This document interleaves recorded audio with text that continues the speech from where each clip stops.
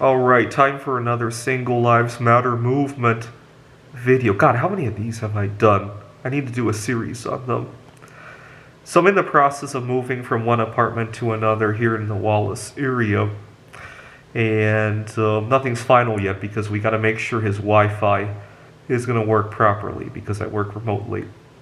But as we were discussing this, and the owner found out that I was single, which I think I need to do a better job of hiding in the future, he got concerned, asking if I would bring people over to the apartment.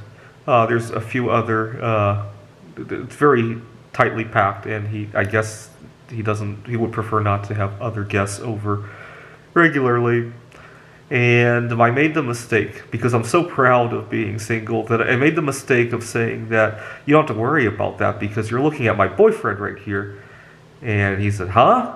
And I said, yeah, my boyfriend, myself. And it took him about 3 seconds to figure it out. And long story short, he got to check his Wi-Fi to make sure he can get it to run reliably anyway. So, but the fact that he would even assume that just because I'm single that I'm looking, that's a big one. That's a big one. I run into that a lot. People assume that I'm going to be unreliable because I'm going to be looking, right? Whether it be at my job, whether it be my living quarters. People assume that they're doing me a favor by hooking me up with anybody in sight, right?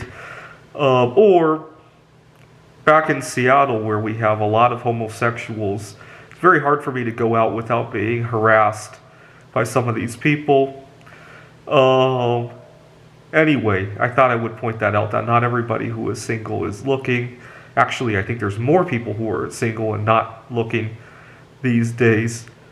Actually, it's kind of funny. I like breaking up in relationships. Sometimes I'll even start one just to break it up.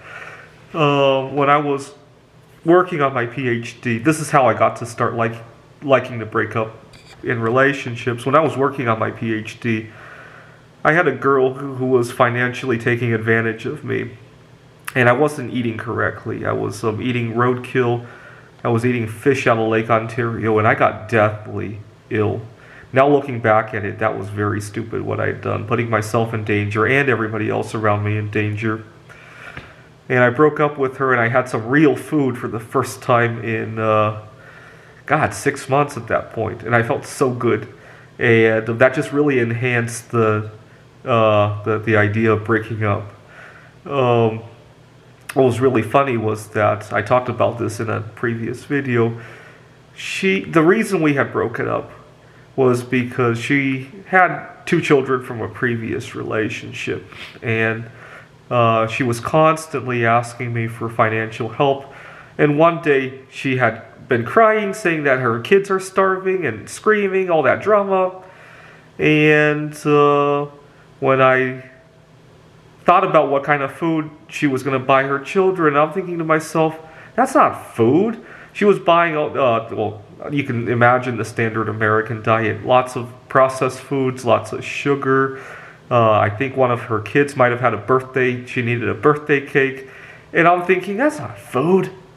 And so neither of us were eating healthy, right? She was eating things that was going to cause cancer and heart disease. I was eating things that was going to start a pandemic. And as a result, it was a very toxic relationship. And we broke up, and I became very happy about that. And so ever since that, I really like breaking up. I remember years ago when Taylor Swift would constantly write songs about breaking up, and I could actually relate to that. So not from a girl's point of view probably, but from a guy's point of view, I could really relate to the freedom that comes with first breaking up, right? Anyways, I like it this way, and unfortunately, a lot of people don't see that one can be happily single. Thanks for watching.